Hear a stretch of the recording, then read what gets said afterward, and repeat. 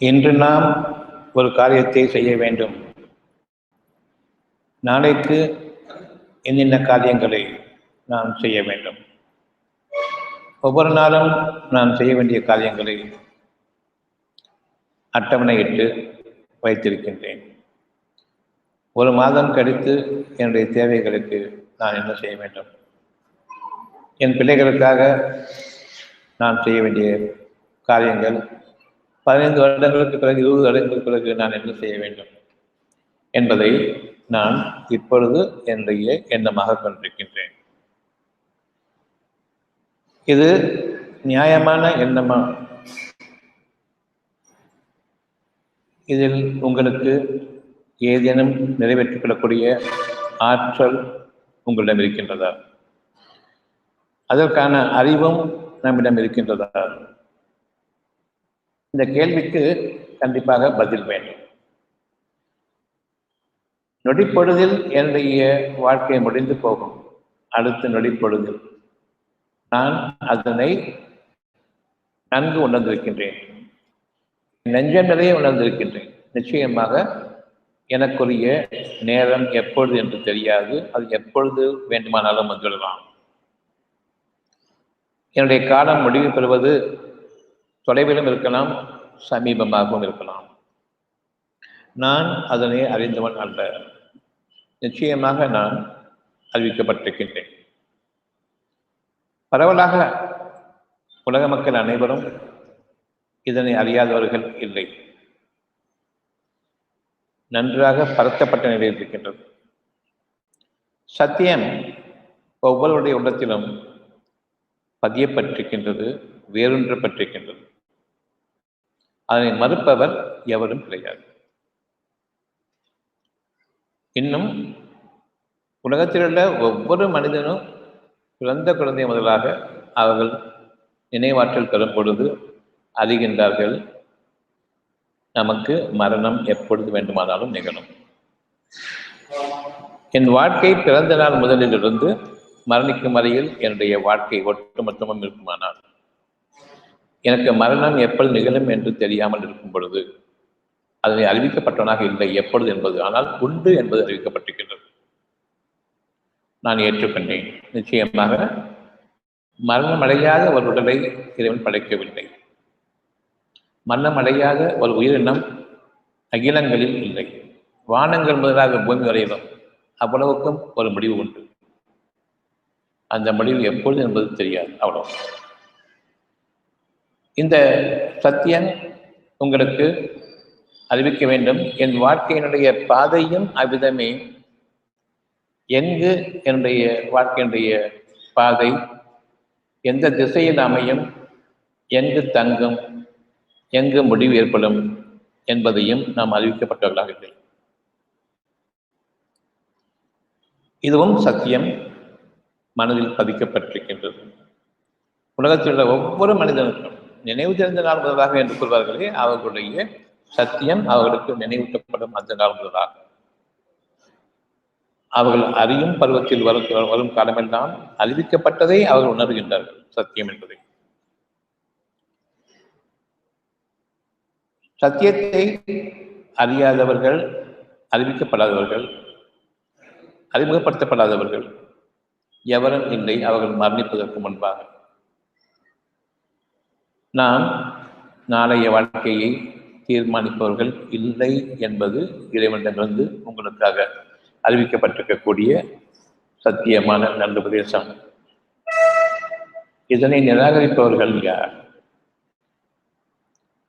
அவ்விதமாக இல்லை, என்னிடம் இருக்கின்றது ஆற்றல் அனைத்தும், நாளைய வாழ்க்கையை நான் தீர்மானிப்பவன் தான் என்று யார் கூறுகின்றார்களோ அவர்கள் நிராகரிப்பவர்கள், இறை நிராகரிப்பவர்கள், சத்தியத்தை நிராகரிப்பவர்கள், உண்மையை விட்டும் விலகியவர்கள்.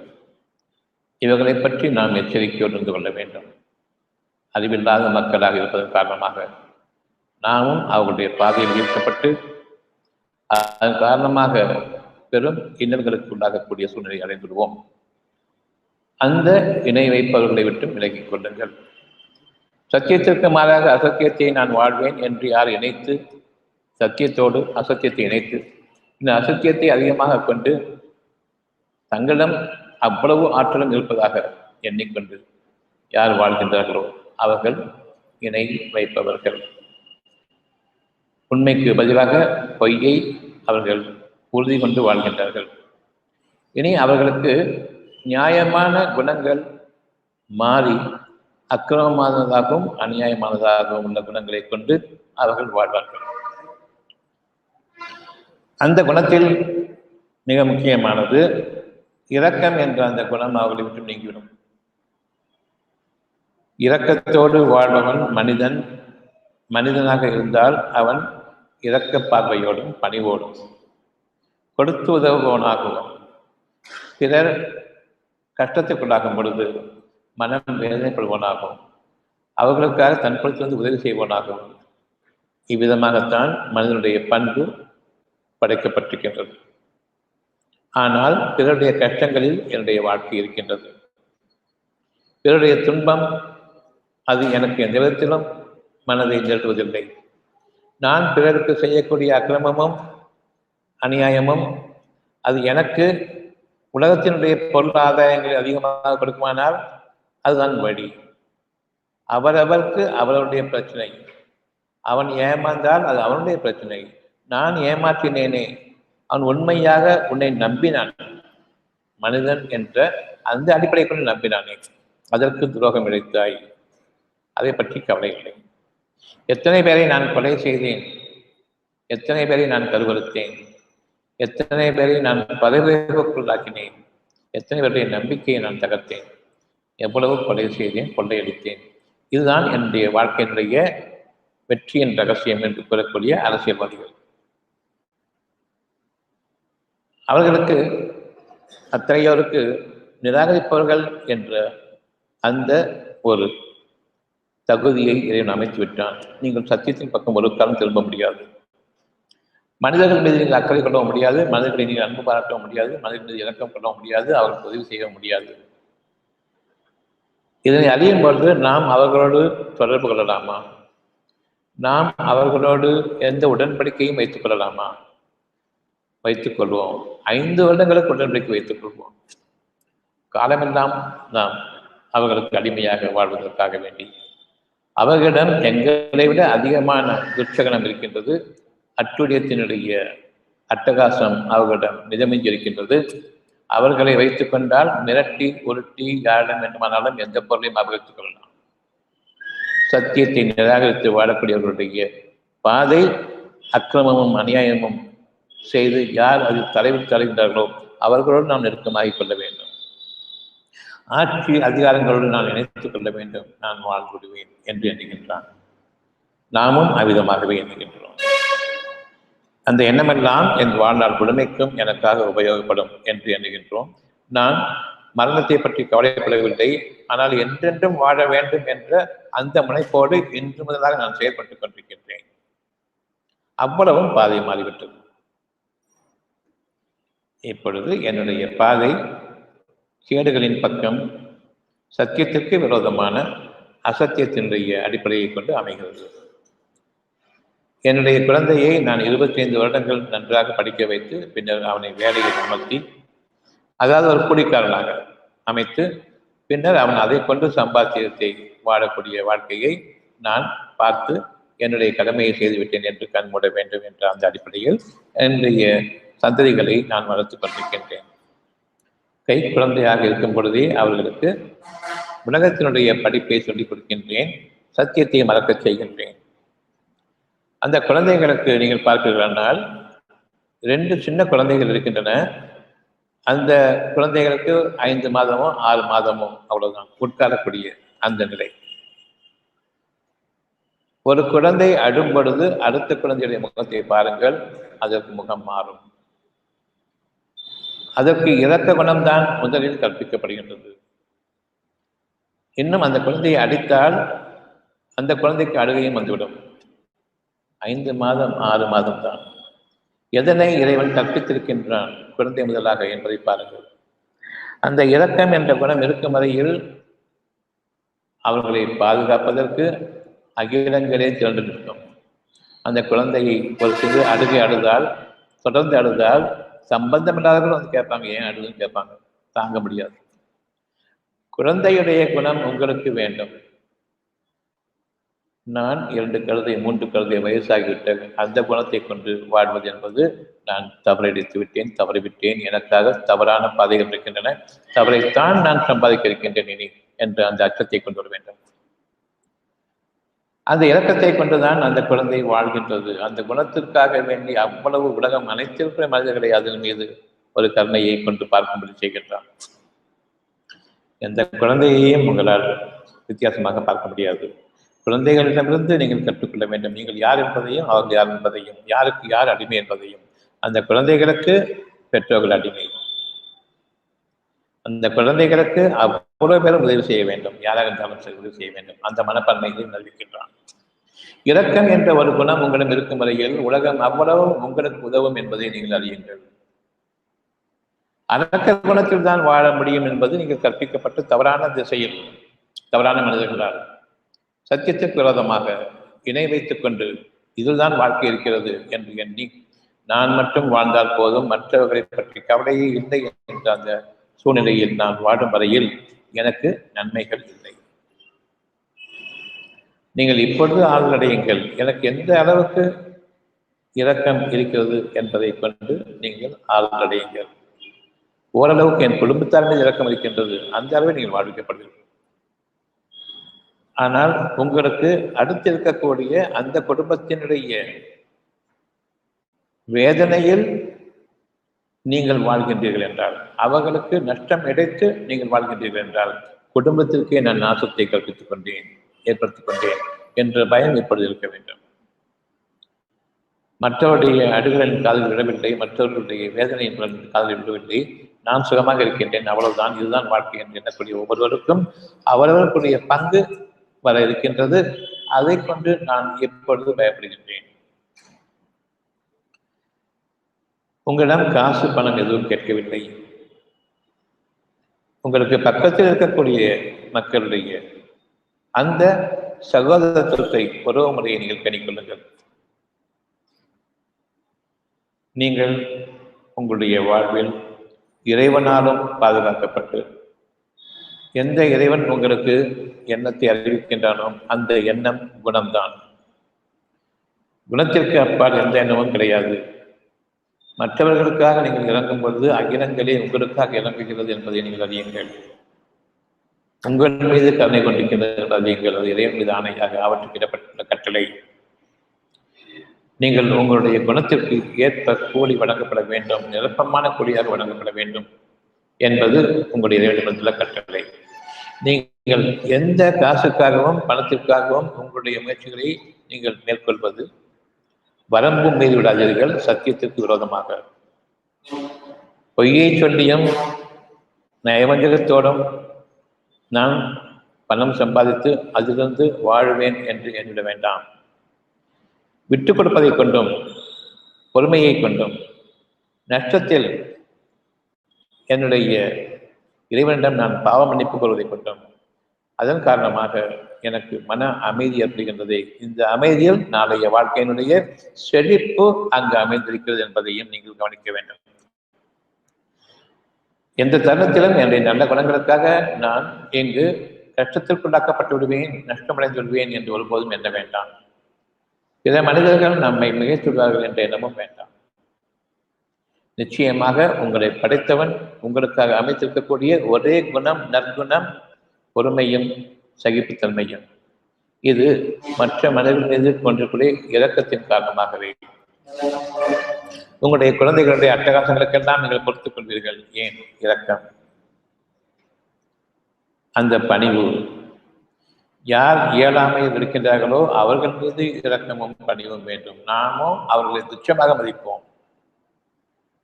ஆகவே நம்முடைய எதிர்காலம் அற்பமான ஒரு வாழ்க்கையை, இழிவு அடைந்த வாழ்க்கையில் நாம் அமைவதற்கு அது வழிவகுத்துவிடும். எச்சரிக்கையோடும் நற்பண்புகளை எந்த நிலையிலும் நாம் இழந்துவிடக்கூடாது என்ற அந்த அக்கறையுடனும் நம்முடைய வாழ்க்கையை அமைக்க வேண்டும். நீங்கள் எந்த அளவுக்கு அமைதியை மேற்கொள்கின்றீர்களோ அந்த அளவுக்கு உங்களுடைய இரக்கத்தன்மை இருக்கின்றது.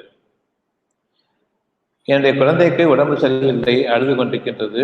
நான் குறிப்பார்க்கின்றேன், பொறுமையா இருமான்னு சொல்றேன், பொறுமையா இருங்கன்னு சொல்றேன். அது தன்னுடைய துன்பத்தில் அழுது கொண்டிருக்கின்றது.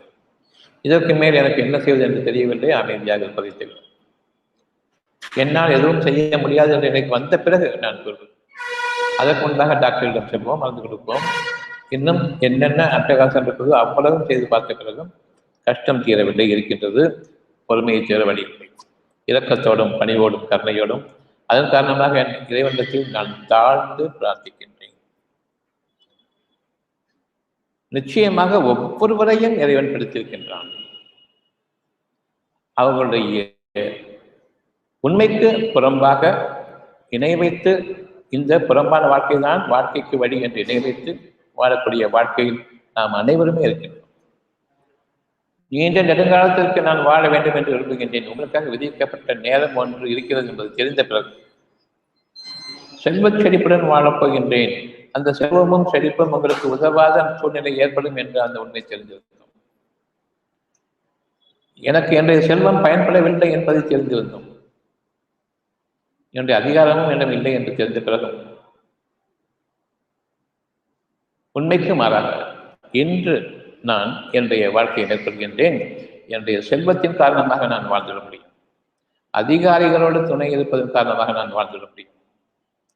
இன்னும் என்னுடைய செல்வாக்கும் இருக்கின்றது. மனிதர்களை அடக்கிப்பதன் காரணமாக அவ்வளவும் சேர்த்து பெருமையோடு வாழ்கின்றேன். அத்தியாயம் 69 வசனம் 28. அத்தியாயம் 69 வசனம் 28. என்னுடைய செல்வம் எனக்கு எந்த பலனும் அளிக்கவில்லையே என்று நீங்கள் இயங்கக்கூடிய அந்த நாள்,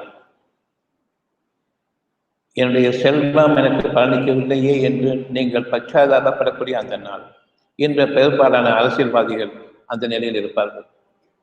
எவ்வளவு செல்வம் அவ்வளவையும் நான் கொண்டிருந்தேன். ஆஸ்பத்திரிகளிலும் நான் தங்கினேன். 75 நாட்கள் என்னுடைய சொத்தெல்லாம் அடைந்த பிறகும் இன்னமும் சொத்து இருக்கிறது, உபயோகப்படவில்லை. அதன் வாரிசாக கிடைக்கப்பட்டவர்கள் இப்பொழுது அவர்களுக்கு சிறை தண்டனை இருக்கின்றது. அவர்களும் அந்த செல்வத்திலிருந்து எந்த பங்கும் கிடையாது. பேரங்கள் இப்பொழுது உபயோகப்படவில்லை. லஞ்சம் இப்பொழுது உபயோகப்படவில்லை. என் செல்வம் எனக்கு எந்த பலனும் அளிக்கவில்லை. மறந்துவிட்ட அந்த சத்தியத்தின் பக்கம் நாம் இப்பொழுது வேதத்தின் மூலமாக செல்கின்றோம். 69 அத்தியாயம் 28வது. இன்னமும் கொஞ்சம் அதிகமாக 29வது வசனம். எவ்வளவு அதிகாரத்தை நான் கொண்டிருந்தேன், பலனளிக்கவில்லை. எவ்வளவு செல்வாக்கு என்னிடம் இருந்தது, பலனளிக்கவில்லை. உங்களுடைய சொத்தும் உங்களுடைய செல்வாக்கும் உங்களுடைய அதிகாரமும் பயன்படாத அந்த நாள் வருவதற்கு முன்பாக இன்று நீங்கள் உங்களுடைய மனதில் பணிவை மேற்கொள்ளுங்கள். இறைவனிடம் நீங்கள் தாழ்ந்து விடுங்கள். இறைவன் உங்களோடு இருக்கின்றான் என்பதை அறியுங்கள். நான் தவறு செய்கின்றேன் என்று உணரும் பொழுது இறைவன் எனக்கு அந்த எண்ணத்தை அளித்திருக்கின்றான், என்னுடைய எண்ணத்திற்கும் சமீபமாக இருக்கின்றான் என்பதை அறிந்து கொள்ளுங்கள். எங்கள் இறைவனே எங்களை மன்னிப்பாயாக என்று உங்களை அறிந்து உங்களுடைய கேடுகளை உணர்ந்து நீங்கள் அவனிடம் திரும்புங்கள். நிச்சயமாக உங்களுடைய ஒவ்வொரு எண்ணத்தினுடைய அசைவையும் செயல்பாடையும் அவன் கவனித்தவனாக இருக்கின்றான். அத்தியாயம் 23 வசனம் 76. அத்தியாயம் 23 வசனம் 76. ஒவ்வொருவரையும் அவர்களுடைய இணை வைப்பின் கேடுகளின் காரணமாக சத்தியத்திற்கு பதிலாக அசத்தியத்துக் கொண்டு வாழ்ந்துடுவேன் என்று அவர்களை இணை வைத்திருக்கிறதன் காரணமாக அவர்களுடைய கேடுகளை கொண்டே அவர்களை பிடித்திருக்கின்றோம், கடுமையாக பிடித்திருக்கின்றோம். ஒவ்வொரு நாளும் அவர்கள் தங்களுடைய துயரங்களில் எழுவார்கள், கவலைகளுடனேயே அவர்கள் தூங்குவார்கள். நிச்சயமாக அவர்களை நாம் அவருடைய கேடுகளை கொண்டே சத்தியத்தின் விரோதமாகத்தான் நான் வாழ்வேன், இதுதான் வாழ்க்கை இருக்கிறது என்று கூறியதன் காரணமாக அந்த கேடுகளின் காரணமாகவே நாம் அவர்களை உறுதியாக படித்திருக்கின்றோம். அவர்கள் பணிந்தார்களா? இல்லை. அவர்கள் பணியவும் இல்லை, தாழ்ந்து பிரார்த்திக்கவும் இல்லை. தங்களுடைய நிலையை தாழ்த்தி கொண்டு இனி நான் அரக்கத்தனமாக வாழ மாட்டேன், அடங்காப்பிடாரித்தனமாக வாழ மாட்டேன், அடக்குமுறைகளை கொண்டு ஆட்சியாளர்களை கை வைத்துக் கொண்டு கைது போட்டுக் கொண்டு நான் வாழ மாட்டேன். லஞ்சம் கொடுத்து வாழ மாட்டேன். பிறருடைய துயரங்களில் என்னுடைய சுகம் இருக்கிறது என்ற அந்த நினைவை கொண்டு விலகி பிறருடைய நன்மைகளிலும் பிறருடைய சுகங்களிலும் என்னுடைய சுகம் இருக்கின்றது. அவர்களுடைய சுகங்களுக்கு நான் ஒரு சிறு பங்கை அளித்திருப்பினையானால் அது என்னுடைய வாழ்க்கைக்கு பெரும் பங்காக இருக்கும் என்பதை அறிந்து சத்தியத்தின் பால் நம்பிக்கை கொண்டவர்களாக யார் நிராகரிப்பவர்களாக வாழ்கின்றார்களோ அவர்களை விட்டு விலகியவர்களாக யார் வாழ்கின்றார்களோ அவர்கள் தங்களை தாழ்த்தி கொண்டார்கள். இறைவன் முன்பாக பணிவை கொண்டு அவர்களுக்கு இனி அவர்களுடைய அறியாத பலத்திலிருந்து பணிவையும் இரக்கத்தையும் கற்பிப்பான். அதன் காரணமாக அவர்களுடைய நல்வாழ்க்கை அவர்களுக்காக இருக்கின்றது. இவர்கள் தான் தங்களுக்கும் தங்கள் குடும்பத்தினருக்கும் நன்மையை தேடிக்கொண்டவர்கள் இறுதி நாள் வரையும். இதற்கு மேலாக என்னுடைய குடும்பத்திற்கோ என்னுடைய குழந்தைகளுக்கோ சந்ததிகளுக்கோ நன்மையை தேடக்கூடியவர்கள் எவரும் இருக்க முடியாது. அத்தியாயம் 23-76 நிச்சயமாக நாம் அவர்களை கேடுகளை கொண்டு பிடித்திருக்கின்றோம். அவர்களுடைய கேடு நிராகரிப்பின் காரணமாகவும் நன்மைக்கு பதிலாக தீமைகளை இணை வைத்து இதில் வாழ்க்கை இருக்கிறது என்று அவர்கள் எண்ணியதன் காரணமாக குணங்களுக்கு பதிலாக பணம் தான் முக்கியம், செல்வம் தான் முக்கியம், அதிகாரம் தான் முக்கியம், செல்வாக்கு தான் முக்கியம் என்று எண்ணியதன் காரணமாகவும் அவன் ஒருவனுக்கு மட்டுமே அனைத்து பெருந்தன்மையும் மற்றவர்களுக்கு இல்லை என்பதை அவர்கள் நிராகரித்தின் காரணமாகவும் அவர்கள் பணியவும் இல்லை, தாழ்ந்து பிரார்த்திக்கவும் இல்லை. அவர்களுடைய துன்பங்கள் அவர்களுக்கு இருக்கக்கூடிய நிலைமையை இன்னும் மோசமாக்கியது. அவர்களுடைய செல்வங்கள் இன்னும் அவர்களை படுகொலைக்கு தள்ளின. அவர்களுடைய அதிகாரம் அவர்களுடைய அனைத்து அட்டுழியங்களும் அவர்களை நெருப்பின் குழிக்கு எடுத்துச் சென்றன. என்ற போதிலும் அவர்களுக்கு விளங்கவில்லை. இருதயங்கள் மூடப்பட்டதாக இருக்கின்றது. இந்த வகையிலான பாதையை நாம் இன்று முதலாக வெறுக்கின்றோம். இனி இந்த பாதையை நமக்கு ஆகாது என்பதையும் நம்முடைய மனதில் கொள்ள வேண்டும். சத்தியமாக இறைவன் நம்முடைய ஒவ்வொரு செயலையும் கவனித்துக் கொண்டிருக்கின்றான் என்பதையும் அறியும். தாழ்ந்து விடுங்கள். நிலைத்திருப்பவன் உங்களோடு இருக்கின்றான். நீங்கள் மனம் சோர்வுறும் பொழுதெல்லாம் சுகமாகிவிடும், காலம் மாறும் என்று நிலைத்திருக்கின்றான் உங்களோடு. நீங்கள் தாழ்ந்துவிடும் பொழுது அவன் உங்களோடு தாழ்ந்துவிடுவதில்லை. அந்த எண்ணத்தை அமைப்பவன் இறைவன் தான். நிலைத்திருப்பவனிடம் நீங்கள் திரும்புங்கள், அவனுக்கு நீங்கள் தாழ்ந்துவிடுங்கள். நிலைத்திருப்பவனுக்கு பணிவோடு இருங்கள். அவன் உங்களுக்கு எதனை கட்டளை இருக்கின்றானோ அந்த நேர்வழியை பின்பற்றுங்கள். சாந்தத்தையும் சமாதானத்தையும் கொண்டு மனிதரிடம் பழகுங்கள்.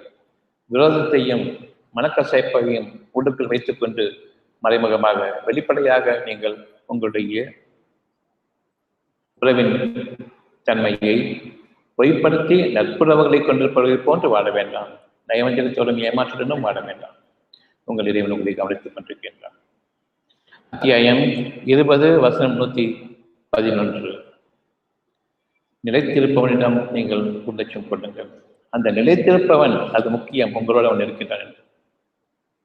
அத்தியாயம் 20:111. அவனிடம் நீங்கள் தாழ்ந்து பணிவோடு நீங்கள் பிரார்த்தியுங்கள். நிச்சயமாக பெருமைப்படுத்திவிட வேண்டாம், பணிவுடையுங்கள். அவன் உங்களுக்கு இரக்கத்தை கற்பிப்பான், மேலும் பணிவை கற்பிப்பான், பொறுமையையும் கற்பிப்பான். உங்களுடைய வாழ்க்கை சுதந்திரங்கள் இருக்கின்றது. நீங்கள் எந்த அளவுக்கு பணிவுடனும் பொறுமையுடனும் இருக்கின்றீர்களோ அந்த அளவுக்கு உங்களுடைய எண்ணம் சீராக அமைகின்றது. சத்தியத்தின் பாதையில் சத்தியத்தோடு அந்த எண்ணம் இணைகிறது. அந்த எண்ணத்தோடு நீங்கள் கலந்திருங்கள். உங்களுடைய பதிவு எண்ணமானது வானங்களில் உங்களுக்காக பதிவாகின்றது. உங்களுடைய காலம் வானமும் பூமியும் இணைந்ததுதான் உங்களுடைய ஒரு நாளின் ஒரு பொழுதின் காலம். வானங்களும் பூமியும் இல்லாமல் நான் வாழவில்லை. எனக்காக சூழ்நிலைகள் சாதகமாக இருக்க வேண்டும். எனக்கான சூழ்நிலை எனக்கு பாதகமாக இருக்கக்கூடாது. நானோ கேடுகளை செய்வதற்காக என்னுடைய கேடுகளுக்கு சாதகமான சூழ்நிலையை நான் உபயோகப்படுத்துவதற்காக காத்திருக்கின்றேன். எவ்வளவு நாளும் பொறுமையில் காத்திருக்கின்றேன். மனதில் வஞ்சகத்தை வைத்துக் கொண்டு எனக்கு நேரம் வரும், அப்படி பழி வாங்குவேன் என்று. உங்களுக்கான நேரம் நிச்சயமாக வர இருக்கின்றது. இந்த இயற்கையில் வாழ வேண்டும் என்ற அந்த காலம் மாறி செயற்கையில் வாழக்கூடிய அந்த காலம் இருக்கும். நீங்கள் நன்மைக்கு பதிலாக பொய்யை எடுத்துக்கொள்வதன் காரணமாக, கேடுகளை நீங்கள் விரும்பியதன் காரணமாக உள்ளம் கூறுகின்றது, இறைவன் கூறுகின்றான், பொறுமையை மேற்கொள்ளுங்கள், மன்னித்து விடுங்கள். இரக்கத்தின் காரணமாக விட்டுக் கொடுங்கள். மனிதத்தன்மை உங்களுக்குள் நிலைக்கட்டும். இயற்கை உங்களுக்கு செழிப்பாக இருக்கும். நானோ அதற்கு புறம்பானதை எடுத்துக்கொண்ட காரணமாக இயற்கைக்கு மாறி செயற்கை என்னுடைய செயல்புறமாக நான் வாழ வேண்டியிருக்கின்றது. இயற்கை எனக்கு விரோதமாக அமைந்துவிட்டது. எனவே எனக்கு ஏசி தேவை. எனக்கு என்னென்ன உலகத்தில் சுகப்பட்டிருக்கிறதோ அவ்வளவும் தேவை. நான் கார்களிலும் செல்ல வேண்டும், விமானங்களிலும் செல்ல வேண்டும், நான் என்னுடைய ரயில்களிலும் செல்ல வேண்டும், என்னுடைய வாகனங்களை நான் எடுத்துக் கொள்ள வேண்டும், வீட்டில் தங்கக்கூடாது, ரோடுகளில் அடைய வேண்டும். உங்களுக்கு இறைவன் வீடுகளில் வாழுங்கள் என்று கூறினான். அது இயற்கையானது, அழகானது. நாமோ ரோடுகளில் அலைவோம், செயற்கையாக வாழ்வோம் என்று ஏற்றுக்கொண்டோம். ரோடுகளில் நாய்கள் தான் தெரியும், ஆனால் நாம் தெரிய ஆரம்பித்து விட்டோம். நாய்களுக்கு போட்டியாக. அதன் காரணமாக நாய்கள் பாதுகாக்கப்பட வேண்டும். நாய்களுடைய இடத்தில் நீங்கள் ஏன் வந்தீர்கள், நீங்கள் வீடுகளில் தங்குங்கள் என்று சட்டம் இயற்றப்பட்டிருக்கின்றது. நாயை கொலை செய்தால் உங்களை கேட்பார்கள், மனிதன் கொலை செய்தால் கேட்க மாட்டார்கள். நாய்கள் சமுதாயமாக நாம் மாறிவிட்டோம். வீடுகளில் தங்குவதற்கு வழி இல்லாமல் ரோடுகளில் அடைவதன் காரணமாக நாய்களோடு இணைந்த சமுதாயமாகிவிட்டோம். அந்த அரசாங்கம் தான் நடந்து கொண்டிருக்கின்றது. நாய்களை கவனிக்கக்கூடிய அரசாங்கம் உங்களை கவனிக்காது. நாய்களுக்கு இருக்கிறது அதனுடைய ப்ளூ கிராஸ், ரெட் கிராஸ் எல்லாமே. உங்களுக்கு எதுவுமே கிடையாது. நீங்கள் வீடுகளில் வாழக்கூடிய எஜமானர்களாக வாழ்ந்தால் உங்களுக்கு மதிப்பு மரியாதை வந்திருக்கணும். இறைவனோடு இணைந்து பணிவோடும் பண்போடும் வாழ்ந்திருந்தால் அந்த குணநலனுக்கு நீங்கள் ஒவ்வொருவரும் அரண்மனைகளில் சொற்கப்பும் கவனங்களில் வாழ்வீர்கள். ஆனால் ரோடுகளில் நுழையக்கூடியது கடுமையாக கொண்டிருக்கின்றோம். இப்பொழுதும் கூட ஹஸ்பண்ட் ஒய்ஃப் 2 பேரும் வெளியில போயிருக்காங்க சம்பாதிக்கிறதுக்குன்னு சொன்னா பெருமை. வீட்டில் இருக்காங்களா? ஒரு இழிவான ஒரு பார்வை.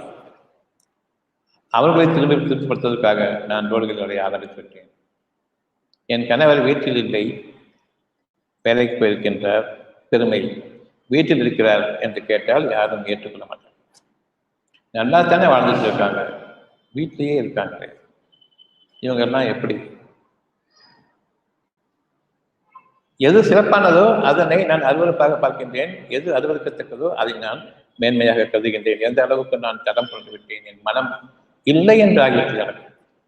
செயற்கையான வாழ்க்கையை நான் பெருமையாக கருதுகின்றேன், இயற்கையான வாழ்க்கையை நான் தாழ்வாக மதிக்கின்றேன். நான் இப்பொழுது என்னுடைய இயற்கையை பார்க்கின்றேன், செயற்கையாக இருக்கின்றது. நான் விரும்புவது அங்கு இல்லை. நீங்கள் இங்கு விரும்புவது சத்தியம், அங்கு இல்லை. காரணம் உங்களுடைய அசத்தியமான வாழ்க்கை. நீங்கள் இப்பொழுது உங்களுடைய மனதிற்கு வாருங்கள், சத்தியத்தின் பக்கம் பாருங்கள். உங்களுடைய இறைவன் உங்களுக்கு எதை அறிவிக்கின்றார் என்பதை பாருங்கள். இறைவனுடைய அறிவிப்பு உண்மையை கொண்டும் நியாயத்தை கொண்டும் முழுமையாக இருக்கின்றது. நீங்கள் அந்த பாதையை உங்களுக்கு மேற்கொள்ளுங்கள் என்று நியாயத்தையும் சத்தியத்தையும் கொண்டு வாருங்கள். நீங்கள் கேட்பீர்கள், உங்களுக்கு யாராவது அநியாயம் செய்துவிட்டால் நீ செய்தது நியாயமானு கேட்பீர்கள். ஆனால் நான் அதிலேயே வாழ்ந்து கொண்டிருக்கின்றேன். பிறருக்கு அநியாயம் செய்தே நான் வாழ்ந்து கொண்டிருக்கின்றேன். அதை பற்றி நான் கவலைப்படவில்லை. நமக்கு அது திரும்பும் பொழுது அப்பொழுது சத்தியம் வெளிவருகின்றது. ஒன்றல்ல இரண்டல்ல, ஒவ்வொரு நாளும் ஒவ்வொரு மூச்சிலும் என்னுடைய வாழும் காலமெல்லாம் நான் உணர்வூட்டப்பட்டுக் கொண்டிருக்கின்றேன்.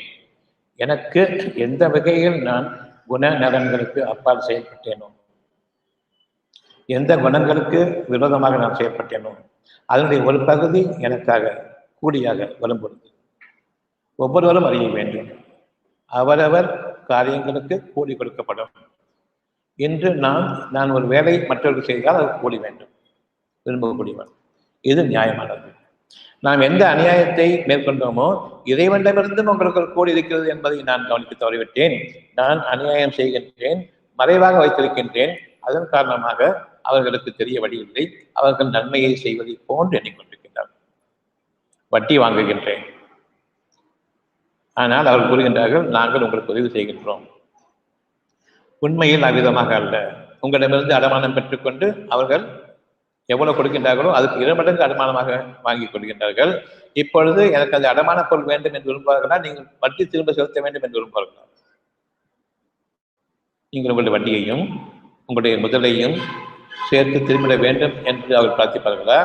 இவர்கள் எனக்கு இதனை திருப்பி தரக்கூடாது, இந்த அடமான பொருளை நான் எடுத்துக்கொள்ள வேண்டும் என்று விரும்புவான்.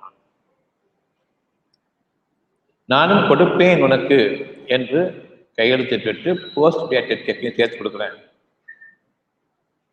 நாளைய வாழ்க்கை உங்களுக்கு இல்லை என்று தெரியும். இது உங்களுக்கு செய்து அநியாயமா இல்லையா? எப்பொழுது கடன் வாங்குகின்றீர்களோ அது முதலாக நீங்கள் நெருப்பின் மீது இருக்கின்றீர்களா இல்லையா? உங்களுடைய மனவேதனை இது நான் உடனடியாக இறைவனிடமிருந்து பெறக்கூடிய கூலி. இப்பொழுதாவது இறைவன் பக்கம் திரும்புங்கள். இறைவன் புரிகின்றான், நீங்கள் பணிவை மேற்கொள்ளுங்கள். சக மனிதர்களிடம் இரக்கத்தை மேற்கொள்ளுங்கள். நான் உங்களோடு இருக்கின்றேன். இதனை ஏற்றுக்கொள்கின்றீர்களா? ஆம், இறைவன் என்னோடு இருக்கின்றான், ஏற்றுக்கொண்டேன். பிறகு ஏன் சர்ச்சுகளுக்கும் மசூதிகளுக்கும் கோயில்களுக்கும் எனக்காக ஒரு இடம் கட்டிக்கொண்டு என்னை இங்கு வைக்காமல் அங்குதான் வைப்பேன் என்று தூர செய்கின்றீர்கள் என்று கேட்கின்றான். அப்படித்தானே உலகம் நடந்து கொண்டிருக்கின்றது. உலகம் கெட்ட பாதையில் போய்கொண்டிருக்கின்றது. உங்களுடைய உள்ளத்தில் நான் சத்தியத்தை அறிவிக்கின்றேன். நான் உங்களோடு இருக்க வேண்டுமா அல்லது நான் உங்களோடு இருக்கக்கூடாது? நான் உங்களுடைய விரோதமாக இருக்கின்றேன். உங்களுடைய மனச்சைகளுக்கு நான் விரோதமாக இருக்கின்றேன். ஆகவே எனக்காக ஒரு கட்டிடம் கட்டி அங்கு என்னை அமைத்து விடுங்கள். நான் வந்தா பார்த்துக்கிறேன். நான் வந்தா மட்டும் என்ன கவனி, மற்றபடி எனக்கு வேலை கிடையாது, ஏன் வேலை எனக்கு பாக்கி இருக்குன்னு சொல்லிட்டு போறமே.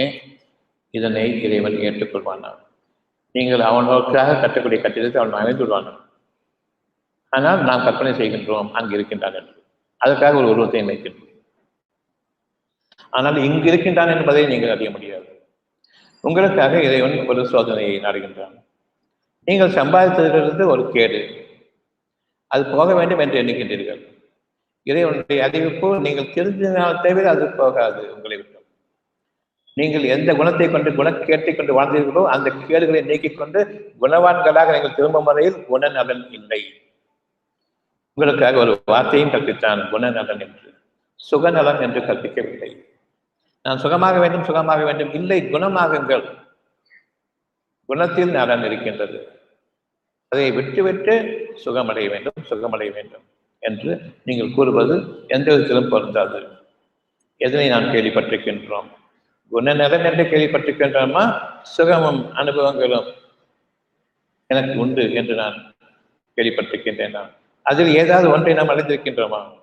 இறுதியாக ஒரு நிலை வரும், இதற்கு மேல் தாங்க முடியாது, மனிதர்கள் எவரையும் நம்பவும் முடியாது, இறைவனுக்கு பதிலாக மனிதனை இணைய வைத்தேன், அவன் எனக்கு சுகத்தை கொடுப்பான் என்று நிச்சயமாக நயவஞ்சகன் இப்பொழுது என்னை கைவிட்டு விட்டான், நாங்கள் முடிந்தவரை பார்த்து விட்டோம், நீங்கள் கடவுளை வேண்டிக் கொடுங்கள் என்று சொல்லக்கூடிய அந்த நேரம் வரும் பொழுது அப்பொழுதும் இறைவன் நீங்கள் வாழ வேண்டும் என்று கூறுகின்றான், சுகமாக வேண்டும் என்று கூறுகின்றான். இப்பொழுது நீங்கள் கோயில்களுக்கு போகவில்லை, சர்ச்சுகளுக்கு போகவில்லை, மசூதிகளுக்கு போகவில்லை, உங்களுடைய உள்ளத்தில் அறிவிக்கப்பட்டுக் கொண்டிருக்கின்றது சுகமடைய வேண்டும், இன்னும் வாழ வேண்டும். ஆனால் உங்களுக்கோ கொடுமையான வியாதியினுடைய தாக்கத்தினுடைய விளைவுகளில் நீங்கள் அல்லல் பட்டுக் கொண்டிருக்கக்கூடிய நரக நெருப்பின் வேதனை. இப்பொழுது உங்களுடைய நிலை என்ன? எப்படி நீங்கள் தீர்மானிக்கிறீர்கள் உங்களுடைய வாழ்க்கையை? நாளை வாழ்க்கை உங்களிடம் இருக்கிறது என்பதை இன்று நீங்கள் திரும்ப வேண்டும். உங்களுடைய சத்தியத்திற்கு திரும்ப வேண்டும். குணம் அவசியம். நான் என்னுடைய தீமைகளிலிருந்தும் என்னுடைய கேடுகளிலிருந்தும் என்னுடைய வேதனைகளிலிருந்தும் நான் பாதுகாத்துக் கொள்ள வேண்டும். இந்த வேதனைகளோடு இழிவும் சேர்ந்து கொள்ள வேண்டாம். மக்களை வெறுக்கும்படியும் நான் ஆகிவிட வேண்டாம். இப்பொழுது பயப்படுங்கள். நிச்சயமாக நாம் உங்களை வேதனையை கொண்டு பிடித்திருக்கின்றோம், நோயை கொண்டும் பிடித்திருக்கின்றோம், வறுமையை கொண்டும் பிடித்திருக்கின்றோம். அத்தியாயம் 6 வசனம் 42. நிச்சயமாக நாம் உங்களை வேதனையை கொண்டும் நோயை கொண்டும் வறுமையை கொண்டும் பிடித்திருக்கின்றோம். நீங்கள் பணிந்து திரும்பி வரும் பொருட்டு. இவ்வளவுதான் உங்களுடைய வாழ்க்கை. உங்களுடைய பணமோ பணத்திற்குரிய பாதைகளோ உங்களுடைய வாழ்க்கை அல்ல. குணமும் அதற்கான உங்களுடைய சன்மானம். வருமானம் இல்லை, சன்மானம் இறைவனிடமிருந்து உங்களுக்காக கிடைக்கும். ஒருவருக்கு தாராளமாக விட்டு கொடுப்பீர்கள். அங்கு பேதங்கள் கிடையாது. பணம் வந்து கொடுப்பீர்கள். இறைவனும் உங்களுக்கு தாராளமாக நல்லறிவை கொண்டு வருவான். தன் புலமிருந்து உங்களுக்கான விளைச்சல்கள் அதிகரிப்பான், தேவைகள் அதிகரிப்பான். விசாலமான தேவைகளையும் விசாலமான மனதையும் அவன் உங்களுக்கு நிரப்பமான தன் அற்புடைகளையும் கொடுப்பான். அருளில் வாழுங்கள், பொருளை கொண்டு வாழுங்கள். அந்த பொருளில் என்னுடைய இறைவனுடைய அருள் வேண்டும், அவனுடைய பங்களிப்பு. அந்த பணிவோடு நீங்கள் செய்யக்கூடிய காரியம் உங்களுடைய பொருள்களை கொண்டு. அப்பொழுது அதில் உயிரோட்டம் இருக்கின்றது. செத்த பிணமாக இருக்கக்கூடிய அந்த பணத்திற்கு உயிரோட்டம் அளிப்பவன் அந்த பணிவை கொண்டு நீங்கள் கொடுக்கும் பொழுதும் இறக்கத்தை கொண்டு கொடுக்கும் பொழுதும் 10 பைசா கொடுத்தா கூட அதிலிருந்து அவன் வாட ஆரம்பிப்பான். விளங்கும், விதை போட்ட மாதிரி. அவன் இல்லை என்றால் நீங்கள் 10 கோடி கொடுத்தாலும் அவன் விளங்க மாட்டான், சீரடிவான். உங்களுடைய உயிரோட்டம் உள்ள இறைவனுடைய அந்த பகுதிக்கு, அந்த பகுதியின் அந்த விளைச்சல் பக்கம் திரும்புங்கள். நீங்கள் பணிந்து வரும் பொருட்டுதான் உங்களுக்காக வேதனையை கொடுத்தான், வறுமையையும் கொடுத்தான். இப்பொழுது நீங்கள் விரும்புகின்றீர்கள், உங்களுடைய ஒரே வாழ்க்கையினுடைய இலட்சியம் என்னவென்றால் நோயும் வறுமையும் என்னை தீண்டக்கூடாது. வேதனைகளும் இழிவும் என்னை தொடக்கூடாது. உங்களுடைய தேவை இவ்வளவுதான். பணிவோடு இறைவனுக்கு தாழ்ந்து பிரார்த்தியுங்கள். பணிவை மேற்கொள்ளுங்கள். மனிதர்களோடு நீங்கள் பணிவை மேற்கொள்ளுங்கள். இறைவனுக்கு நீங்கள் கீழ்ப்படியுங்கள், மனிதர்களுக்கு பணிந்து விடுங்கள். மனிதர்கள் முன்பாக தடை நிமிர்ந்தவர்களாக அட்டகாசத்துடன் செல்லாதீர்கள். பணிந்தவர்களாகவும் இரக்கத்துடனும் கனிவோடும் அவர்களும் செல்லுங்கள். நீங்கள் எவ்வளவுதான் கொண்டிருந்தாலும் சரி, உலகத்தினுடைய பொருள்களை நிச்சயமாக அது உங்களை அடிக்கக்கூடிய வாழ்விக்கக்கூடியது அல்ல. நீங்கள் எவ்வளவு நிரப்பமாக உங்களுடைய மனதில் அவனுடைய அருளை கொண்டிருக்கின்றீர்களோ என்றென்றும் நீங்கள் மேன்மையானவர்களாகவும் உன்னதமான மாளிகைகளில் வாழக்கூடிய அந்த பாக்கியதைகளுக்கு உரிமையானவர்களாக இருப்பீர்கள் என்பதை இப்பொழுது அறியுங்கள். சத்திய வாழ்க்கைக்கு நிகராக அசத்திய வாழ்க்கையை நீங்கள் நியமித்துக் கொண்டீர்கள். நிச்சயமாக இறைவன் விலகிவிட்டான் உங்களை விட்டு. இறைவனை உங்களோடு வைத்துக் கொள்ளுங்கள். உங்களுடைய உள்ளம் தெய்வ இல்லமாக இருக்க வேண்டும். ஊர் மக்கள் உலக மக்களை பின்பற்றிக் கொண்டு கூட்டங்களாக மந்தைகளாக இந்த கட்டிடங்கள் தெய்வ இல்லங்கள் என்று நீங்களாக கற்பனை செய்து கொண்டு மசூதிகள் சர்ச்சைகள் கோயில் கொண்டு போக வேண்டாம். அங்கு உங்களில் ஒருவருக்கொருவர் அடித்துக் கொண்டு சாகக்கூடிய சூழ்நிலை ஏற்படுத்திவிடுவான். நிகழ்ந்து கொண்டிருக்கிறது இப்பொழுதும். சர்ச்சுக்கு போவர்களை மசூதிகளுக்கு போவது பிடிக்காது, மசூதிக்கு போவர்களை கோயில்களுக்கு போவது பிடிக்காது. 3 பேருமே ஒருவரில் அடித்துக் கொண்டு சாகக்கூடிய இந்த துர்பாக்கியமான இந்த அழகான சமுதாயத்தில் ஒரு சாபக்கேடு உருவாக்க வேண்டாம். கட்டிடங்களுக்கு செல்வதன் காரணமாக உள்ளத்தில் தங்குங்கள். இறைவன் ஒருவன் தான், அவ்வளவு பேர்கள். பணிவு ஒன்றுதான் உங்களுடைய பிரார்த்தனை. உங்களுடைய செயல்பாடு பணிவு காரணமாக இரக்கம் என்ற ஒன்றை கொண்டு நீங்கள் செயல்படும் போது அது தொழுகை, அது இறை வழிமுறை, அது இறை வழிபாடு. இறைவனுக்கு வழிபடுங்கள். பணிவையும் இரக்கத்தையும் கொண்டு வழிபடுங்கள். குணங்களை கொண்டு நலன்களில் பெறுங்கள். உங்களுடைய இறைவன் தெளிவாக உங்களுக்கு அறிவித்துக் கொண்டிருக்கின்றான் உங்களுடைய வாழ்க்கை எப்படி அமைய வேண்டும்.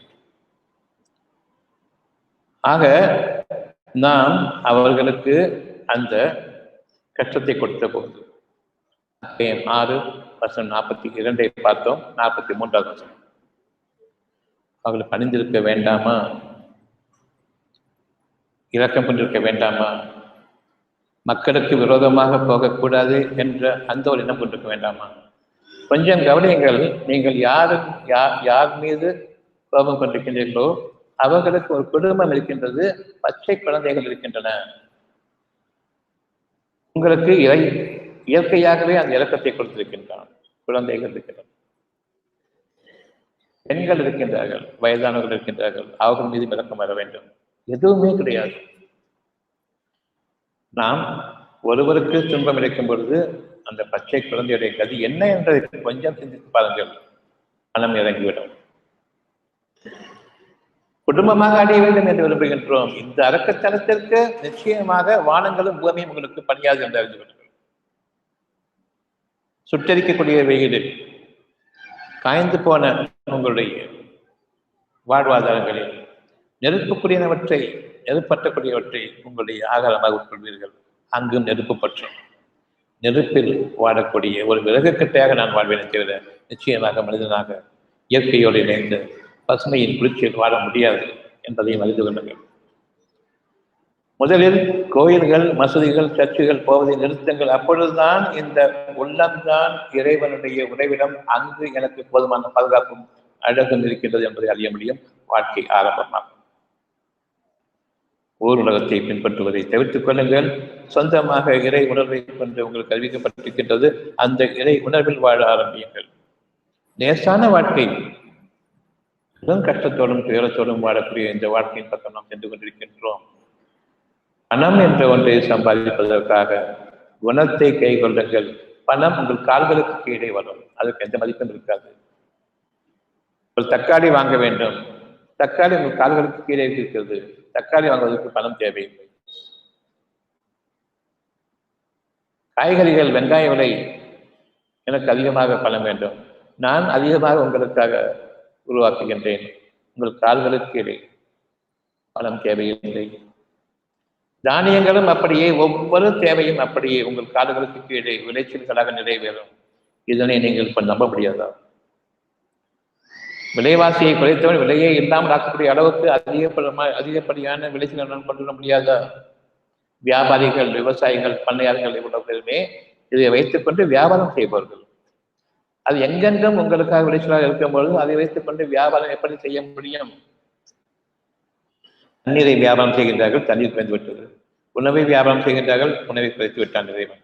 இறைவன் குறைத்திருக்கின்றான். நீங்கள் அதை வியாபார பொருளாக ஆக்கியதற்காக வேண்டி அது ஒரு உயிர் பொருளாகவும் மனிதத்தன்மைக்குரியதாகவும் உயிரினங்களுக்குரிய வாழ்க்கைக்காகவும் இயற்கையினுடைய தேவையை நிறைவேற்றுவதற்காகவும் இறைவன் படைத்திருக்கக்கூடிய அந்த வாழ்வின் ஆதாரமாக இருக்கிற உணவையும் தண்ணீரையும் ஏன் விற்றீர்கள்? இன்னும் காற்று ஒன்றுதான் பாக்கி. அதனையும் நீங்கள் எப்படி இருக்க ஆரம்பிக்கின்றீர்களோ உலகம் அறியும் நாள். அந்த நாள் உங்களுக்கு நெருக்கமாக இருக்கின்றது. உங்களுக்கு எந்த விதமான நன்மையும் இல்லை. உலகத்தின் பொருட்களை, படைக்கப்பட்ட பொருட்களை நம்பி நீங்கள் வாழப்படுது. நிச்சயமாக இறைவனுடைய வாக்கு உண்மையானது. உங்களுடைய இருதயங்கள் இறுகிவிட்டன. 6:43 அத்தியாயம் 6:43. பணிவோடும் இரக்கத்தோடும் உங்களுடைய மனம் இறங்குவதற்கு பதிலாக அதற்காக உங்களுடைய குணங்களை விசாலமாக்குவானே, அதற்கு பதிலாக கடுமையாக இறுகி போய்விட்டன. கற்களை போன்று ஆகிவிட்டன, பாறாங்கற்களை போன்று ஆகிவிட்டன.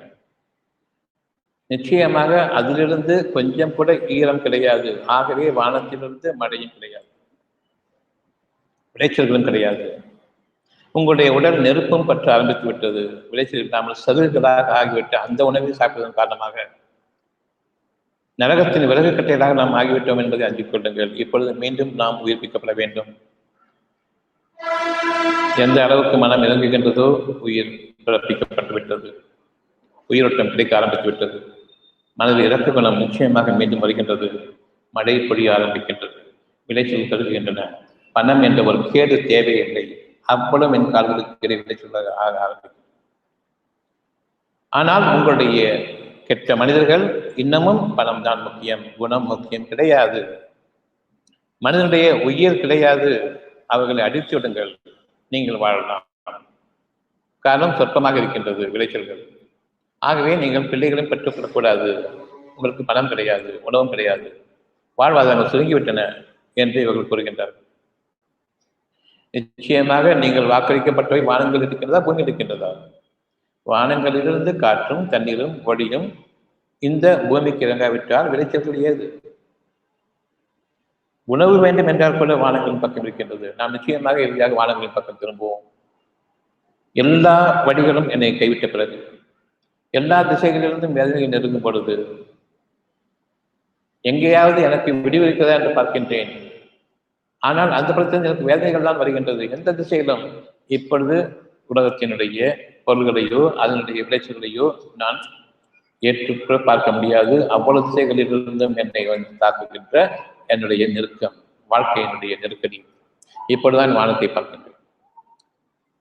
இப்படிதான் உங்களுக்கு புரிகின்றது. உங்களுடைய வாழ்வாதாரங்கள் நீங்கள் வாக்களிக்கப்பட்ட இந்த வாழ்க்கையும் வானங்களிலிருந்து இறங்குகின்றன, இந்த பூமியில் கிடையாது. அங்கிருந்து இறங்குவது உங்களுடைய இலக்கத்தின் குணத்தை பொறுத்திருக்கின்றது, தன்மையை பொறுத்திருக்கின்றது.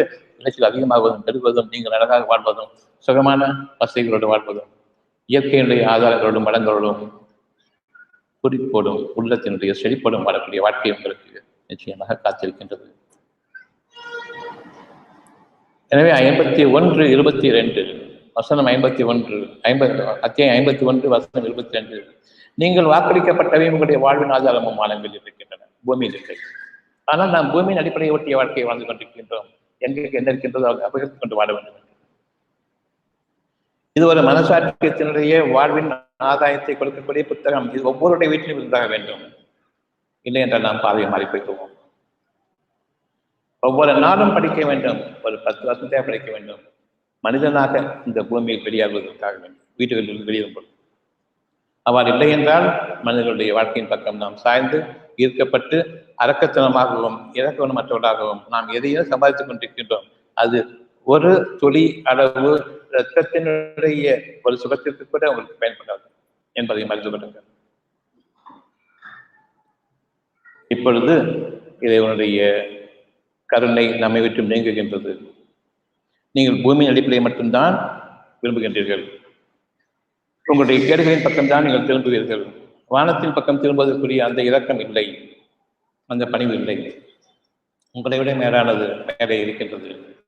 எனக்கு மேலாக எதுவுமே இல்லை. நான் தான் மேலானவன் என்று இருக்கும் பொழுது வானங்களும் அகற்றப்பட்டு விட்டன உங்களை விட்டு. எது உங்களுக்கு வாக்களிக்கப்பட்டதோ, எங்கு உங்களுடைய வாழ்வின் ஆதாரம் இருக்கின்றதோ அவ்வளவு உங்களை விட்டு நீங்கிவிட்டன. இப்பொழுது உங்களுடைய நிலை என்ன என்பதை கொஞ்சம் சிந்தித்து பாருங்கள். நிச்சயமாக நிகழக்கூடியதுதான். நமக்கான கூலி நிகழ வேண்டியது நிகழக்கூடியதுதான். அதிலிருந்து நாம் தப்புவதில்லை. அந்த நாளை நாம் பார்த்தும் இருக்கின்றோம். நெருக்கமாக வந்துவிட்ட அந்த சூழ்நிலையில் வாழ்ந்தும் இருக்கின்றோம். தண்ணீர் இல்லாமல் நாம் குடிபெயர வேண்டியிருக்குமோ என்ற சூழ்நிலைக்கு வந்தோம்.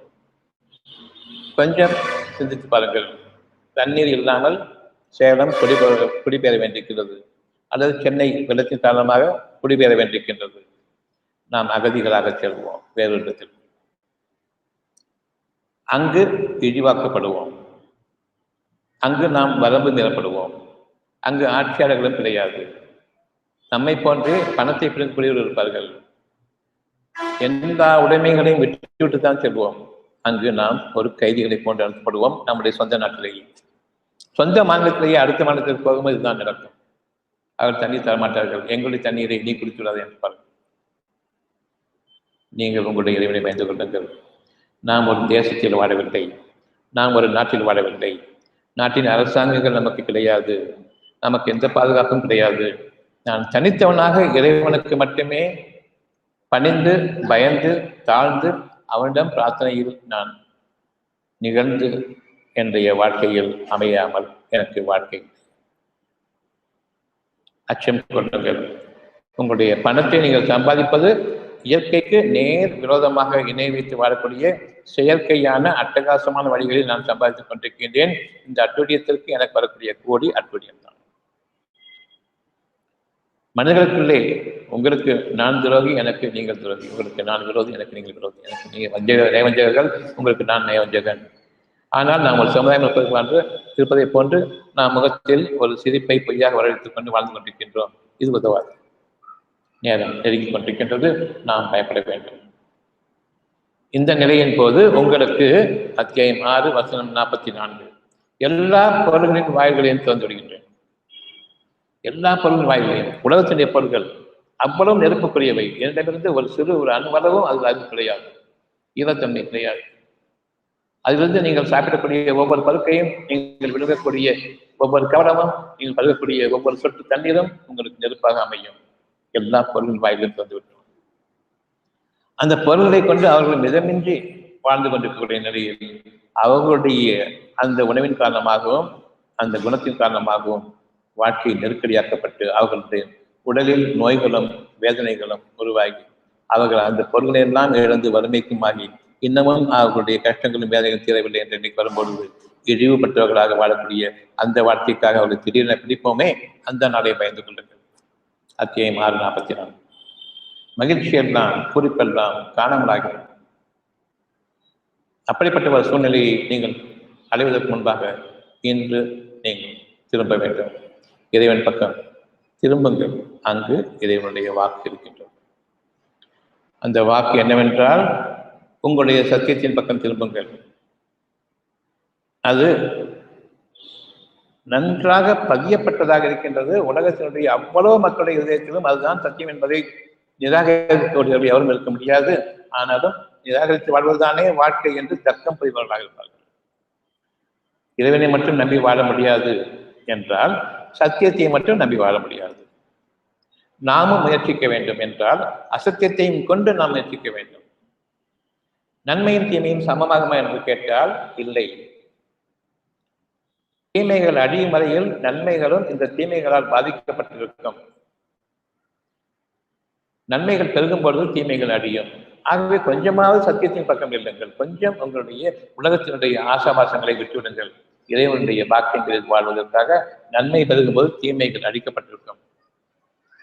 இப்பொழுதும் நாம் வாழ்ந்து கொண்டிருப்பது நன்மை தீமைகளுக்குள்ளேயே வாழ்ந்து கொண்டிருக்கின்றோம். நோயின் கஷ்டங்களோடும் இறைவனுடைய சுகத்தோடும் வாழ்ந்து கொண்டிருக்கின்றோம். கொஞ்சம் பயம் இருக்கின்றது.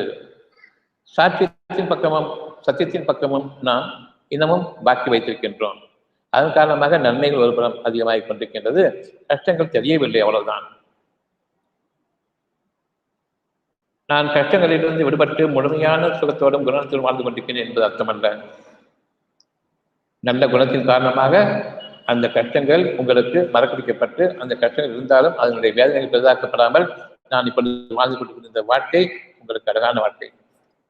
இறைவனுடைய அறிவிப்பு நியாயத்தாலும் உண்மையாலும் முழுமை பெற்றதாக இருக்கிறது. உங்களுடைய எண்ணத்தை நீங்கள் கவனியுங்கள். சத்தியத்திற்கு மாறான எண்ணங்கள் உங்களுக்கு உருவாகக்கூடிய முதல் எண்ணம் நான் வாழ வேண்டுமே என்ற எண்ணம். அவ்வாறு இல்லை, நீங்கள் வாழ்விக்கப்பட்டுக் கொண்டிருக்கின்றீர்கள். அதுக்கு நன்றி வேண்டும். முதலில் நான் எப்படி வாழப் போகின்றனோ தெரியவில்லை விட்டுருங்க. இதுவரைக்கும் எப்படி வாழ்ந்தீங்க? தெரியாத வாழ்க்கையில வாழ்விக்கப்பட்டது தானே, ஏற்றுக்கொள்ளுங்கள். பெருமை கொண்டு இந்த வார்த்தைகளை பேசுகிறீர்கள். நான் முயற்சிக்க வேண்டும். சத்தியத்திற்கு விரோதமாக உங்களுடைய முயற்சிகளை கொண்டு நீங்கள் வாழ முடியாது என்பதை அறிந்து கொண்ட பிறகும் நான் முயற்சிக்க வேண்டும் என்று கூறுகின்றீர்கள். முயற்சி என்பது தரித்திரம்.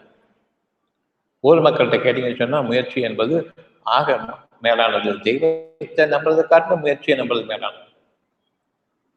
தெய்வத்தால் கூட முடியாமல் போயிடலாம். உங்களுடைய முயற்சி உங்களை கைவிடாது என்று சொல்லக்கூடியவர்கள் இவர்கள். ஆனால் முயற்சி என்பது எனக்கு தெரியாத ஒன்றின் மீது நான் என்னுடைய முயற்சியை மேற்கொள்கின்றேன். தெரிந்த பாதையாக இருந்தால் என்ற தேவையை நான் சென்று எடுத்துக்கொள்ள முடியும். முயற்சித்து பார்ப்போம் என்று கூறும்பொழுது என்னுடைய பாதை எனக்கு வேண்டியதை பெற்றுத்தரமா என்று தெரியாது. முயற்சித்து பார்ப்போம் அதனுடைய விளைச்சல் என்பது. ஆக உங்களுடைய எண்ணமானது உங்களுக்கே தெளிவில்லாத நிலையில் இறைவன் கூறுகின்றான், தெளிவில்லாததை பின்பற்ற வேண்டாம். குழப்பங்களில் இருக்கும் பொழுது நீங்கள் அதனை பின்பற்றாதீர்கள், உங்களுக்கு கேடாக முடியும். இருந்தாலும் முயற்சி என்ற பெருமையை ஊர் மக்களுக்கு காட்ட வேண்டும். உங்களை திருப்திப்படுத்துவதற்காக இல்லை, ஊர் மக்களுக்கு காட்ட வேண்டும். ஊர் மக்களுக்கு காட்டுவதற்காக வேண்டி உங்கள் முயற்சியை மேற்கொள்கின்றீர்கள். முயற்சி செய்து பார்க்கலாம் என்று கூறும்பொழுது அது ஒரு சூதாட்டம். எப்படியும் நிகழலாம். நமக்கு சாதகமாக இருந்தால் மகிழ்ச்சி, பாதகமாக இருந்தால் விதி என்று கூறக்கூடிய அளவுக்கு நாம் ஏற்றுக்கொண்டிருக்கின்றோம். இந்த குழப்பமும் இருக்கக்கூடியதையும் கைவிட்டு விட்டுவிடக்கூடிய அந்த ஒரு சூழ்நிலை இருக்கும் பொழுதும் சூதாட்டம் என்ற ஒன்றை மேற்கொள்கின்றோமே, இது சரியா? சத்தியத்தின் பாதையில் நீங்கள் இறைவனுடைய பாதையில் நீங்கள் செல்லுங்கள். அவன் உங்களை வழிநடத்துவான். நன்மையை கொண்டும் பொறுமையை கொண்டும் விட்டுக் கொடுக்கக்கூடிய தன்மையை கொண்டும் மன்னிப்பை கொண்டும் கருணையை கொண்டும் இரக்கத்தை கொண்டும் மற்ற மனிதர்கள் மீது ஒரு சொற்பமாக இதை வைத்திருங்கள். நீங்கள் வாழ்விக்கப்படுவீர்கள். இயற்கையின் விளைச்சலில் வாழ்விக்கப்படுவீர்கள். இந்த விளைச்சல் உங்களுக்கு அவசியம் தேவை என்பதை இன்று நாம் அறிய வேண்டும். சத்தியமாக அறிய வேண்டும். இந்த பாதைக்கு அப்பால் வேறு பாதை கிடையாது என்பதை அறிய வேண்டும். எந்த சூழ்நிலையிலும் நான் என்னுடைய இருதயத்தை விட்டு விலக மாட்டேன். இது எனக்கு புனிதமான ஸ்தலம். இந்த புண்ணியமான கோயிலை விட்டு, உள்ளம் என்ற புண்ணியமான கோயிலை விட்டு இனி எந்த கோயில்களுக்கும் அசைவுக்கும் சர்ச்சைகளுக்கும் மனிதர்கள் கற்பனையாக கட்டிய கட்டிடங்கள் இங்கேருந்து நீங்கள் இறைவனை விலக்கிவிடுங்கள். வேண்டாம். உங்களுடைய பெருமைக்கு அவன் காரணமாக இருக்கின்றான். பெருமையை நீங்கள் நீக்கிவிடுவதற்கு நிச்சயமாக நீங்கள் பெருமை கொண்ட மனிதர்கள்.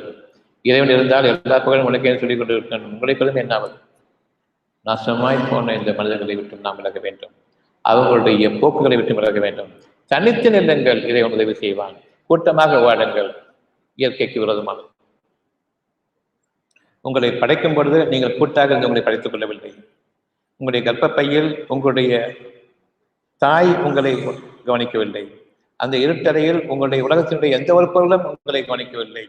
உணவும் தண்ணீரும் காற்றும் கிடையாது. நான் வளர்த்தேன் பசுமையாக, முழுமையாக, முழு ஆற்றலுடன் அழகுமிக்க ஒரு வம்சமாக உங்களுக்காக அமையும் என்று அந்த ஒரு படைப்பை நான் உங்களுக்காக படைத்தேன். தாய்க்கும் சேய்க்கும் எந்த தொடர்பும் கிடையாது. தாயுடைய இரத்தம் வேறு, அவர்களுடைய உணவு இரத்தத்தின் மூலமாக குழந்தைக்கு வராது. குழந்தையுடைய இரத்தம் வேறு. இந்த இரண்டும் கலக்குமானால் மரணம் நிச்சயம் 2 பேருக்குமே. எந்த மருத்துவத்திற்கும் தெரியாது எப்படி ஒரு குழந்தை கருவறையில் வளர்கிறது என்று. தாய் சேய் மருத்துவ நிபுணிகளுக்கு ஒன்றுமே தெரியாது எப்படி அந்த குழந்தை வளர்கிறது என்பது. இறைவன் ஆரம்ப காலம் முதலாகவே உங்களுக்கு அறிவிக்கின்றான். நிச்சயமாக நீங்கள் இறைவனை மிகைப்பவர்கள் இல்லை, படைப்பாளனை மிகைப்பவர்கள் இல்லை, வாழ்வழிப்பனை மிகைப்பவர்கள் இல்லை, சத்தியத்தை மிகைப்பவர்கள் இல்லை. இருந்த போதிலும் நான் மிகைத்திடுவேன் என்று ஆகும் பொழுது இணை வைப்பவர்கள் உங்களை நீங்கள் நினைவைத்துக் கொண்டீர்கள். இரண்டு பதிலாக எவன் உங்களை படைத்தானோ அவனுக்கே விரோதமாக அவனை தூர வீசி எரிந்துவிட்டால் வாழ முடியும். என்னுடைய அறிவு அப்படி என்று கூறக்கூடிய நிலை வரும்பொழுது ஒட்டுமொத்த சமுதாயமும் இறைவனால் நிராகரிக்கப்படுகின்றது. அவர்கள் வடிகட்ட சமுதாயத்தினர், நிராகரிப்பவரின் சமுதாயத்தினர். நீங்கள் நிராகரிப்பவர்களோடு எந்த வகையிலும் ஒட்டோ உறவோ வைத்துக் கொள்ள வேண்டாம். இந்த உலகில் அழகான முறையில் ஒருவருக்கு ஒரு மரியாதை செலுத்திக் கொள்ளுங்கள், அவ்வளவுதான். அவர்களை சார்ந்து வாழ்ந்து விடாதீர்கள், மற்றபடி சேர்ந்து வாழுங்கள். அவர்களை வெறுக்கவும் வேண்டாம். உங்களோடு இணைத்துக் கொண்டு, நன்மையோடு தீமைகளை இணைத்துக் கொண்டு, அவர்களோடு பங்காளிகளாக ஆகிக்கொண்டு, கூட்டாளிகளாக ஆகிக்கொண்டு இனி வாழ்வது என்பது கடினமானது. நன்மையும் தீமையும் சமமாகாது. ஒருபோதும் ஒன்றோடு ஒன்று ஒட்டாது. நன்மைக்கு விரோதி தீமை, தீமைக்கு விரோதி நன்மை. சத்தியத்திற்கு விரோதம் அசத்தியம், இறைவனுக்கு விரோதமானது நான். என்னால் முடியும் என்று இருக்கும். முடியவில்லை என்று இப்பொழுதே தெரியுது. உங்களுக்கு வயசாகிக்கிட்டு இருக்குது, நோய்கள் இருக்குது. ஏதாவது ஒரு நோயை உங்களை விட்டு நீக்கிக் கொள்ளுங்க, பார்க்கலாம். அது அப்படித்தான் இருக்கும். ஆனால் போக வேண்டும் என்று இருக்கிறது. அதனை நம்புவதற்கு வழி இல்லை. அப்படித்தான் இருக்கும் என்று கூறுகின்றேன். நம்பிக்கை நன்மையின் மீது மட்டுமே, உங்கள் மீது இல்லை. நீங்கள் மரணிப்பவர், நீங்கள் அழிந்து போவர், நீங்கள் மண்ணோடு மண்ணாக தூசுகளாக ஆகக்கூடியவர்கள், எலும்புகளும் முக்கி போகக்கூடியது. நீங்கள் வாழ்விப்பவர்கள் இல்லை, உங்களையே. ஆகவே உங்கள் படைத்தன் பக்கம் திரும்புங்கள். உங்களை இறைவன் உங்களுக்காக தன் புறத்திலிருந்து பெரும் பாக்கியங்கள் இருப்பதற்காக காத்திருக்கின்றான். இந்த வாழ்க்கையின் மீது இன்று நீங்கள் அமையுங்கள். உங்களுடைய பிரார்த்தனை, எங்கள் இறைவனே, மனசாட்சியத்தினுடைய சத்தியத்தின் பக்கம் எங்கள் இறைவன் நடத்து. ஊர் மக்களின், உலக மக்களின் அட்டகாசங்களின் அழிச்சாட்டிகளின் பக்கமும் பணம் என்ற குணக்கேடுகளின் பக்கம் எங்களை செலுத்தாதே. குண நலன்களில் வாழவை. பணத்தினுடைய சுகத்தின் மிதப்பில் வாழக்கூடியவர்களை பின்பற்ற வேண்டாம். நாங்கள் எங்களையும் என் குடும்பத்தினரையும் உன்னுடைய அருள் புகச்சை, பொருளில் அல்ல. எங்களுக்காக விளைச்சல்கள் அதிகரிப்பாயாக நாங்கள் ரோடுகளில் வளைய வேண்டாம். நாய்கள் மாதிரி எந்த நாய்க்கும் வேலை செய்யக்கூடாது. எனக்காக நீ உன்னுடைய அருளை விளைச்சல்களாக ஆக்கிக் கொடு. எனக்காக வானங்களில் பதிவாக்கப்பட்டிருக்கின்றது, என் மனதிலும் பதிவாக்கப்பட்டிருக்கின்றது. இந்த மனதில் உள்ள சத்தியம் வானங்களில் பதிவாக்கப்பட்டிருக்கின்றது. இறைவன் என்னோடு இருக்கின்றான். இந்த சத்தியத்தை நிகழ்த்துவதற்காக அவன் படைத்த வானங்களும் பூமியும் எனக்கு அடிமையாக வேண்டும். எனக்கு அதன் மீது ஒரு அதிகாரம் வேண்டும். விரும்புங்கள். நிச்சயமாக இந்த அழகான பிரார்த்தனைக்கு இறைவன் செவி சாய்க்காமல் வேறு எந்த பிரார்த்தனையும் செவி சாய்க்க போவதில்லை. எங்களுக்கு பணிவையும் இரக்கத்தையும் கொடு, கருணையையும் கொடு, அருளையும் கொடு. இதன் காரணமாக இந்த சமுதாயம் உன்னுடைய விளைச்சல்களால் சொர்க்க பூமியாக திரும்பவும் மாற வேண்டும் என்று விரும்புங்கள். இந்த பிரார்த்தனையை இறைவன் ஏற்றுக்கொள்கின்றான். கருணையையும் பணிவையும் நீங்கள் வேண்டி பெற வேண்டும். உங்களுடைய குடும்பம் வம்சங்களாக பெருக வேண்டும் என்றார். அழகான சூழ்நிலைகளில், இயற்கையினுடைய எழில்மிக்க சூழ்நிலைகளில், அழகான வானத்தில் அடியில் நீங்கள் வாழ வேண்டும், அதனை குறையாக்கி என்பதை உங்களுடைய எண்ணமாக இருக்குமானால் நிச்சயமாக அந்த அழகான வானத்தின் சத்தியமாக உங்களுடைய வாழ்க்கை மிகவும் பிரகாசமாகவும் ஒளி உள்ளதாகவும் வேதனை நீக்கப்பட்டதாகவும் நன்மைகள் பெறுவதாகவும் இயற்கையில் வாழக்கூடிய அழகுக்கு மேல் அழகை உங்களுடைய உள்ளம் குறிப்பதாகவும் அதனை ஏற்று வாழக்கூடிய வாழ்க்கையில் நிரந்தரமாக நீங்கள் வாழ்வீர்கள். உங்களுடைய காலம் முடியும் வரையில் அதற்கு பிறகு உங்களுக்கு சொர்க்க பூமிதான் வாழ்க்கை இருக்கின்றது என்பதை நம்புங்கள். எங்கள் இறைவனை, எங்களிடமிருந்து இந்த பிரார்த்தனை ஏற்றுக்கொள்வாயாக. நிலைத்து நிற்பன்ற நான் கூறுகின்றேன். என்னிடமிருந்து இந்த பிரார்த்தனை ஏற்றுக்கொள்வாயாக, எங்களிடம் நிலைப்படுத்துவாயாக. நாங்கள் தவறினாலும் இந்த பிரார்த்தனையை அன்று நீ உபயோகப்படுத்திக் கொள், எங்களை கைவிட்டு விடாதிருப்பாயாக என்பதை இன்று உங்களுடைய பிரார்த்தனை அமைத்துக் கொள்ளுங்கள். நம்முடைய வாழ்க்கை சிறப்பாக அமையட்டும். இரக்கத்தோடும் கனிவோடும் பரிவோடும் நாம் இந்த வகுப்பை முடித்துக் கொள்வோம்.